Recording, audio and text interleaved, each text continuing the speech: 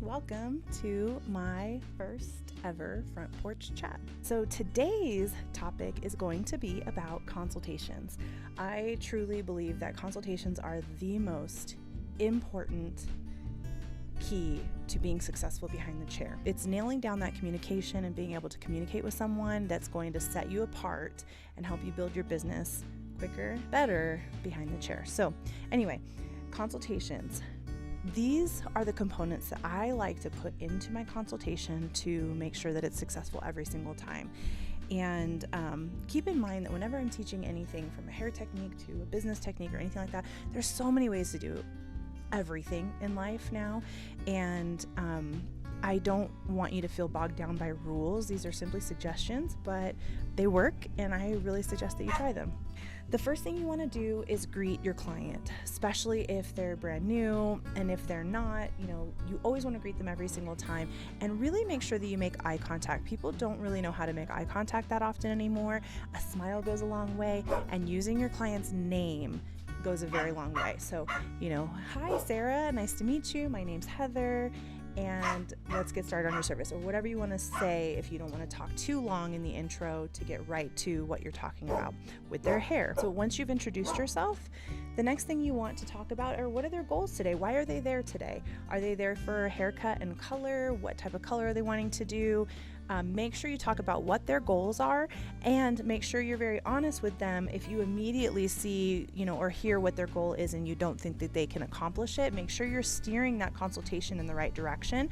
You don't want to overpromise and underdeliver. You always want to underpromise and overdeliver. So pictures are a great part of this when you start talking about their hair goals. Once you kind of figure out what it is they're looking to achieve that day, then jump into what are they loving about their hair right now and what are they not loving about their hair right now, and start having them really show you on themselves like what they like, what they don't like, visuals of how long do they want it, having them do this here, I want the length here, I want the layers to start here, starts giving you a visual to know how to achieve the look that they're wanting.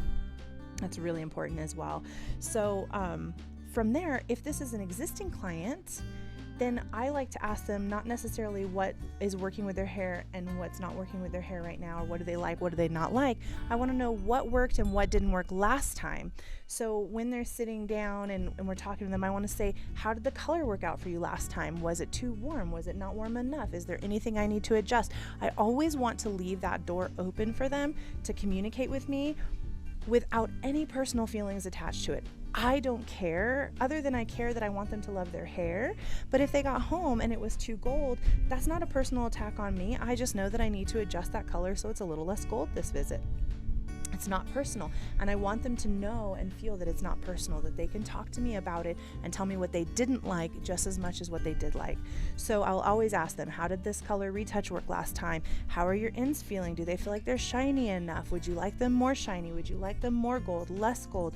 Always really, really communicating with them, and open-ended questions is really helpful too. Trying to keep it to where they'll describe something rather than just a yes-no type of answer is really helpful as well. From there, once we know what's working, what's not working, what their goals are for the day, I like to ask them one more time, did they have any issues with it last time? Was there anything that was hard to style?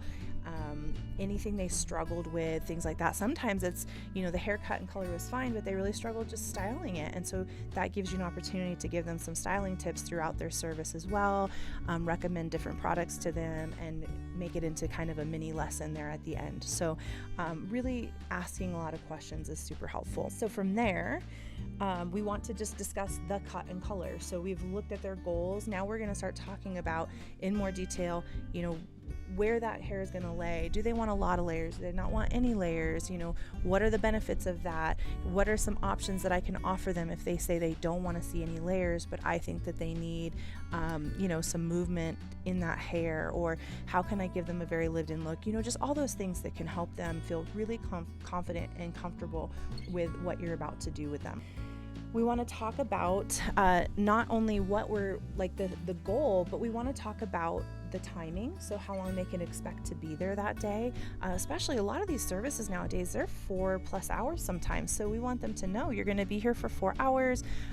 If you can set them up for that in the beginning, like we offer snacks at our salon, but if you don't offer snacks, letting them know that the service they're down for is a longer service, and to be prepared with snacks.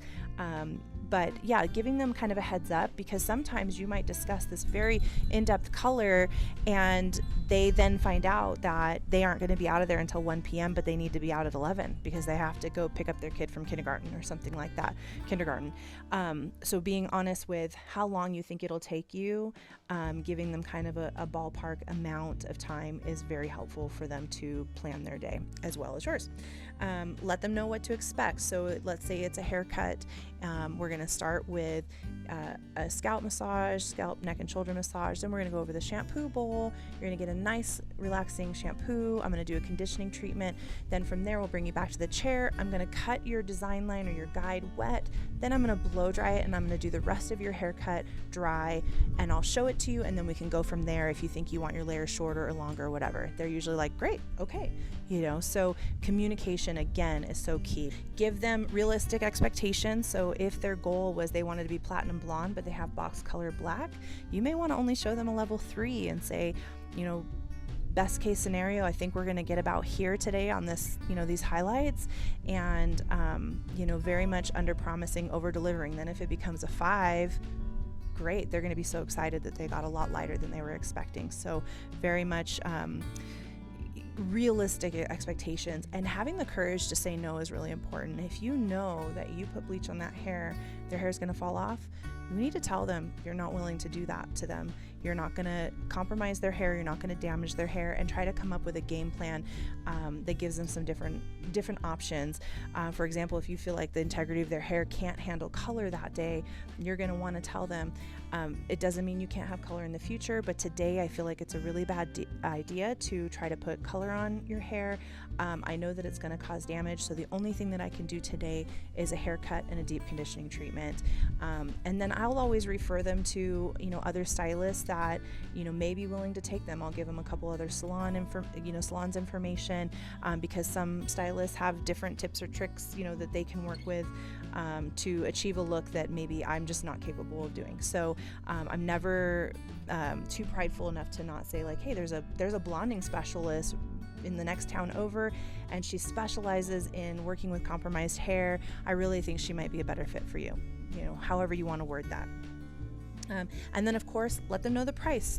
You don't want to get up to the front and surprise them with a price tag that they weren't prepared for. So letting them know the price, and if that doesn't work for them, coming up with other options that can achieve something similar in a different price point. Maybe they don't get a full weave, maybe they get a partial, or maybe they just get a mini at the hairline or something like that. So maybe that day they don't get the full, balayage or foilage, they just get a toner only, and that refreshes their color. So that would be a big difference in the booking of it.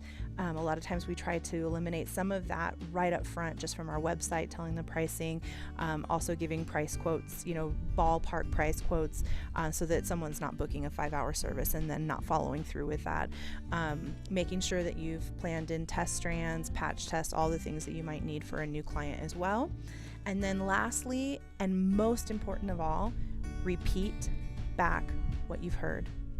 The most important part of a consultation is to repeat back what you've heard them say. I cannot stress enough how much of a difference this makes in your consultation and your service going forward. If you can repeat back everything you heard, they immediately relax in the chair, because they know that you listened to them. They know that you understood what they were saying, and they know that now they can rest. Now they know that you're not going to take it 6 inches when they asked you to take it 2 inches. So every time before I go mix up color, I'm going to say, Okay, so what I heard you say is you didn't like how gold it was. We're wanting to tone down the gold. You want to start working on going lighter, and we're going to do this, and I just kind of explain it. Then I explain what we're going to do with the haircut. And so what I heard you say with the haircut is you want it about at your collarbone, and you want it to be like a long bob with a lot of texture, but you want the layers to be soft so that if you need to air dry it, you can without it looking choppy. So I'm going to make sure it's very lived in and soft. And then at the very end, you also want a soft curtain bang as well, so we'll do that as well. Then I go mix the color, I do the color service, rinse the color off. When I bring them back to the chair after shampooing them, I repeat back the haircut one more time. Okay, before we get started, I just wanted to say one more time, we're taking it to the collarbone. You wanted soft layers, a long kind of textured bob that's very lived in, but also very soft, so when you air dry it, it doesn't look choppy. And then you also wanted some very soft curtain bangs. Is that correct? Yes. And then we go on with the haircut. And that goes such a long way to avoiding any type of miscommunication, any type of redos. I can't stress enough how important it is to repeat back what you've heard. It's what's going to make or break your consultation. When you tell them what you've heard them say, they know you're listening, they have confidence in your skills, and then you can execute on that. And the last thing you'd want to do is make sure that you execute on what you promised. Of course, there's things that'll come up where maybe the hair didn't lift as expected, or whatever.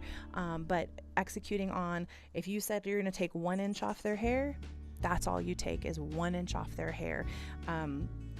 You want to deliver as promised, to as much to your ability as you can. So anyway, I really hope these tips and tricks help you. Again, there's so many different ways to consult, but these ways, the things that I included here are the things that have really helped me build a clientele that trusts me, that listens to my suggestions, that feels comfortable to tell me when they didn't like something, and it helps me really build a clientele that wants to come back to me because they know that I am there for them and that I care about what they like or dislike. So anyway, I hope this helps, and make sure you drop any questions below. I'm here for you, and if you have any suggestions for any future front porch chats, I would love to hear those too. And I hope you have a wonderful day.